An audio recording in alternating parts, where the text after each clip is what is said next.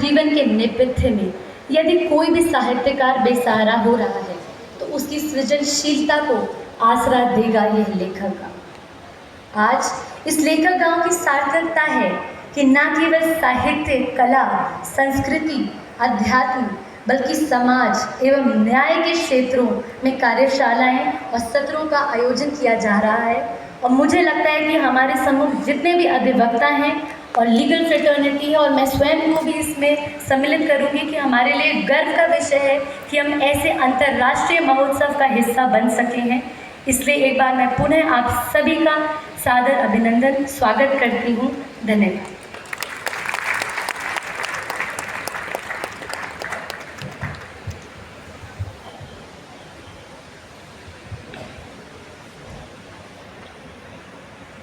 Doctor Nishank ने एक किताब लिखी है सपने जो सोने न दे, और सपने जो सोने न दे इसका जो विमोचन किया था वो हमारे पूर्व राष्ट्रपति, जो भारत के मिसाइल मैन के नाम से जिन्हें जाना जाता था, स्वर्गीय अब्दुल कलाम जी ने किया। और कई बार निशंक जी की उनसे बातें करते, निशंक जी की कविताओं को पढ़ते, उनका अनेक अंग्रेजी अनुवाद सुनते, उनकी आंखों में आंसू हमने भी देखे हैं। और जैसा कि विदुषी ने कहा, ये जो सपना है जो निशंक जी ने देखा है, ये सपना हम सभी के लिए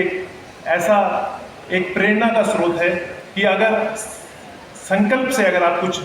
सचमुच करना चाहें, और जैसा कि कल हमारे यशस्वी राज्यपाल जी ने कहा कि ये लेखक का वस्तुतः संकल्पों का जो निशंक जी ने जब भी संकल्प लिया होगा उसकी सिद्धि का प्रतिरूप है। कल कुछ अतिथि ऊपर से आ रहे थे तो उन्हें बातें करते हुए मैं सुन रहा था, और उनमें से डॉक्टर विजय धस्माना जो कि कुलाधिपति है हिमालय विश्वविद्यालय के, उन्होंने कहा था कि आज डॉक्टर निशंक इस स्थल को देख के, इस कार्यक्रम को देख के शायद ऐसा ही फील करते होंगे, ऐसा ही महसूस करते होंगे जैसा कभी मदन मोहन मालवीय जी ने बनारस हिंदू विश्वविद्यालय के निर्माण के दौरान उन्होंने महसूस किया होगा। तो मैं समय ज़्यादा न लेता हुआ मंच पर अपने विशिष्ट वक्ता को आमंत्रित करता हूँ। श्री जवाहर कर्नाड जी हिंदी के विद्वान हैं, और जैसा मैंने पूर्व में बताया था कि 27 देशों में इन्होंने हिंदी पत्रकारिता जो 120 साल है उस पर इनका विशेष शोध है, और हम सबके प्रेरणा स्रोत है। आदरणीय जवाहर कर्नाड जी।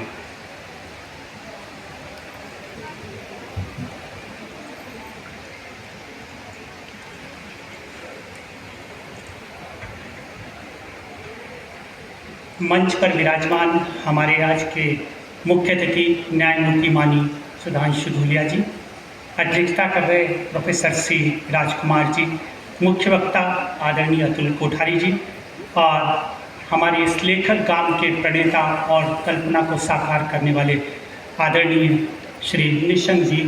और सामने बैठे हुए आचार्य बालकृष्ण जी जो कुलपति हैं पतंजलि विश्वविद्यालय के, जिनका विश्व भर में नाम है। मैं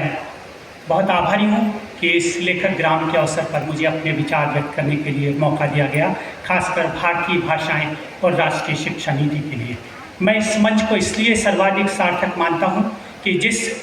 नई शिक्षा नीति के नियामक रहे और जिसको एक पूरे विश्व को इस शिक्षा नीति से नई दृष्टि दी, माननीय निशंक जी इस अवसर पर मौजूद हैं, उन्हीं का आयोजन है। और दूसरे आदरणीय श्री अतुल कोठारी जी जो शिक्षा संस्कृति उत्थान न्यास के माध्यम से इस नई शिक्षा नीति को लागू करने के लिए सतत प्रयत्नशील हैं। आप जानते हैं कि हम सालों से भारतीय भाषाओं को अपनी शिक्षा क्षेत्र में स्थापित करने के लिए संघर्ष कर रहे थे, और खासकर जो शिक्षा का अधिकार अधिनियम 2009 में आया, उसकी अध्याय 5 की धारा 29 में भी हमने प्रावधान किया था कि जहाँ तक संभव हो शिक्षा का माध्यम बच्चे की मातृभाषा होना चाहिए। लेकिन वो जो शिक्षा का अधिकार अधिनियम है वो केवल अधिनियम तक सीमित रहा था, उसको वास्तव में मूर्त रूप देने का कार्य हमारी इस शिक्षा नीति ने किया, राष्ट्रीय शिक्षा नीति 2020 में किया। क्योंकि पहले हम केवल भारत सरकार की राजभाषा नीति के अंतर्गत अंग्रेजी हिंदी की बात करते थे, लेकिन इस शिक्षा नीति ने खासकर